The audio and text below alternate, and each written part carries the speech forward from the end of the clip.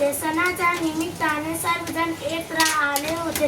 प्रत्येकजण स्वतःचा मोठेपण सांगत आपसात भांडण होते. गोड सव अर्थात साखर म्हणाली आम्हाला किती तो मान, सर्वात पुढे मीच महान, प्रत्येक ठिकाणी माझाच उपयोग.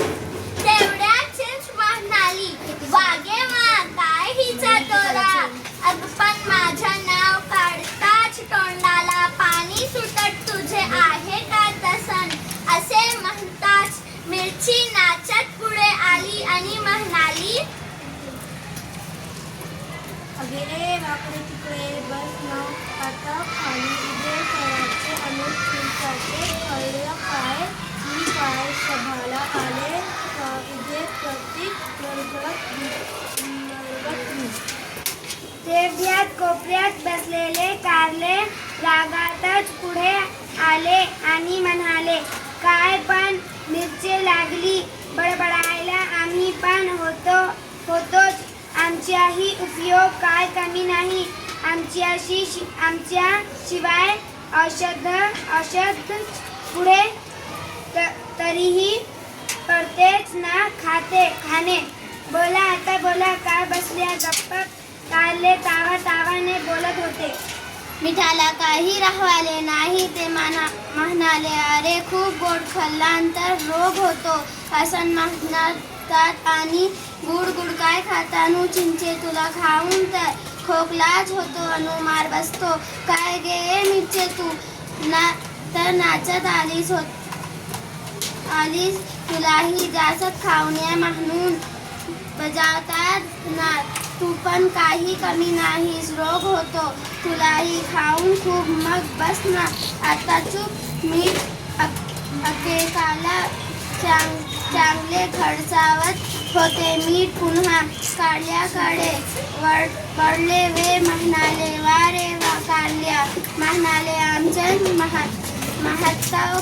महत्व फार.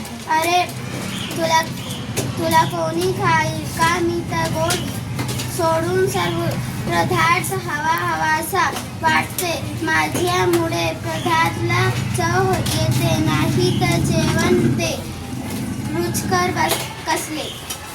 अशा तरुणात प्रभाव आले होता. सर्वजण एकमेकांची भारू लागले. आवाज काढून घेतलेली म्हणाल्या पाऊल चढली जटाई बळबळत येते होत्या. सगळे त्याच्या पाहू लागले.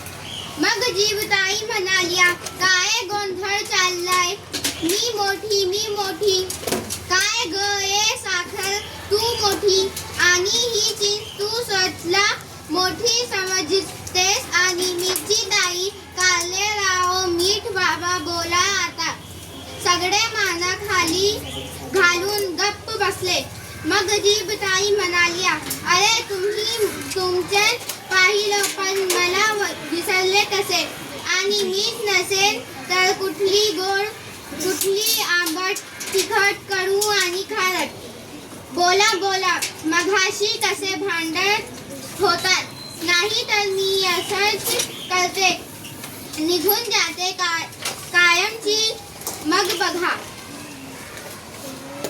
तेवढ्या निमित्तीच्या सुरात साखर म्हणाली, जीवताई नका ना जाऊ. मग तिच्या सुरात सूर निघून साहेब म्हणाले, आमची चूक नाही तर आम्हाला कोण विचारणार. शांतेत जीवताई म्हणाल्या, अरे इथ कोण लहान नाही मोठा नाही, जो तो आपल्या कामाने मोठा होता. सर्वात आपली चूक करली होती. सर्वजण